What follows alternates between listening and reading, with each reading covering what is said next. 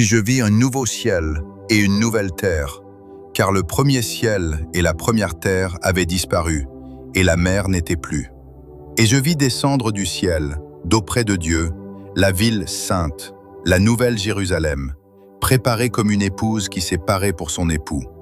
Et j'entendis du trône une forte voix qui disait : Voici le tabernacle de Dieu avec les hommes. Il habitera avec eux, et ils seront son peuple, et Dieu lui-même sera avec eux. Il essuiera toute larme de leurs yeux, et la mort ne sera plus, et il n'y aura plus ni deuil, ni cri, ni douleur, car les premières choses ont disparu.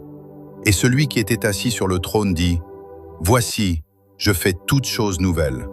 Et il dit : Écris, car ces paroles sont certaines et véritables. Et il me dit : C'est fait, je suis l'alpha et l'oméga, le commencement et la fin. À celui qui a soif, je donnerai de la source de l'eau de la vie, gratuitement.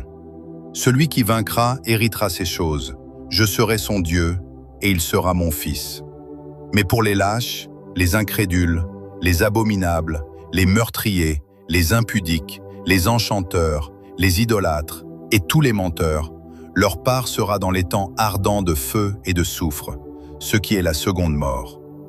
Puis un des 7 anges qui tenait les 7 coupes remplies des 7 derniers fléaux vint, et il m'adressa la parole en disant : Viens, je te montrerai l'épouse, la femme de l'agneau. Et il me transporta en esprit sur une grande et haute montagne. Et il me montra la ville sainte, Jérusalem, qui descendait du ciel d'auprès de Dieu, ayant la gloire de Dieu. Son éclat était semblable à celui d'une pierre très précieuse, d'une pierre de jaspe transparente comme du cristal. Elle avait une grande et haute muraille. Elle avait 12 portes, et sur les portes 12 anges, et des noms écrits, ceux des 12 tribus des fils d'Israël. À l'Orient 3 portes, au Nord 3 portes, au Midi 3 portes, et à l'Occident 3 portes. La muraille de la ville avait 12 fondements, et sur eux les 12 noms des 12 apôtres de l'agneau. Celui qui me parlait avait pour mesure un roseau d'or, afin de mesurer la ville, ses portes et sa muraille. La ville avait la forme d'un carré, et sa longueur était égale à sa largeur. Il mesura la ville avec le roseau, et trouva 12 000 stades. La longueur, la largeur et la hauteur en étaient égales. Il mesura la muraille, et trouva 144 coudées, mesure d'homme, qui était celle de l'ange. La muraille était construite en jaspe, et la ville était d'or pur, semblable à du verre pur. Les fondements de la muraille de la ville étaient ornés de pierres précieuses de toute espèce.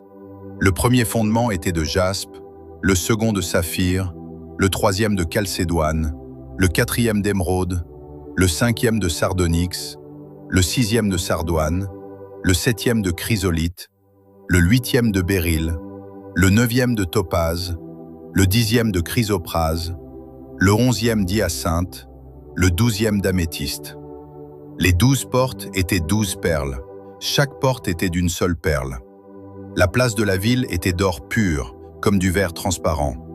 Je ne vis point de temple dans la ville, car le Seigneur Dieu Tout-Puissant est son temple, ainsi que l'agneau. La ville n'a besoin ni du soleil, ni de la lune pour l'éclairer, car la gloire de Dieu l'éclaire, et l'agneau est son flambeau. Les nations marcheront à sa lumière, et les rois de la terre y apporteront leur gloire. Ses portes ne se fermeront point le jour, car là il n'y aura point de nuit. On y apportera la gloire et l'honneur des nations. Il n'entrera chez elles rien de souillé, ni personne qui se livre à l'abomination et au mensonge. Il n'entrera que ceux qui sont écrits dans le livre de vie de l'agneau.